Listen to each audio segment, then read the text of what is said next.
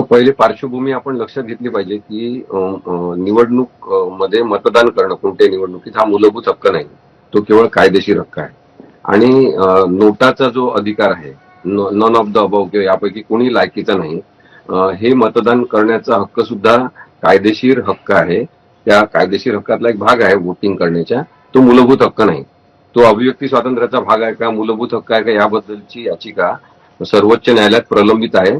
जेव्हा मागच्या काही इलेक्शनमध्ये अशा बिनविरोध निवडणुका झाल्या तेव्हा त्याबद्दलचं चॅलेंज काही जणांनी केलं आणि ती उच्च न्यायालय ते कन्सिडर करते.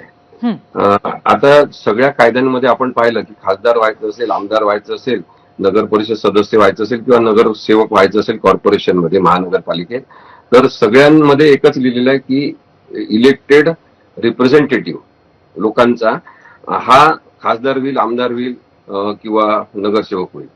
मग इलेक्टेड हा शब्द जर वापरला असेल तर बिनविरोध निवडणूक ही काही इलेक्टेड निवडणूक म्हणता येत नाही, तो माणूस इलेक्टेड आहे असं म्हणता येत नाही. हा सुद्धा विषय सर्वोच्च न्यायालयातल्या सुद्धा पिटिशन मध्ये आहे, आम्ही सुद्धा तो नमूद केलेला आहे. आता आपण पाहिलं की एकीकडे उमेदवारी मागण्यासाठीच्या रांगा, दुसरीकडे उमेदवारी मिळाली पाहिजे, एबी फॉर्म आम्हालाच मिळाले पाहिजे म्हणून हट्ट, आग्रह, मारामाऱ्या, नंतर रडारडी, हे सगळं आपण पाहिलं. काही जणांनी फॉर्म घेणं, एबी फॉर्म, हे आपण पाहिलं. काही जणांचे डोळे पांढरे होणं, ते छाती बडवून घेणे, हे आपण पाहिलं. म्हणजे प्रचंड सत्ताकांक्षा असलेले लोक या निवडणुकीत उतरलेले आपण पाहिलं.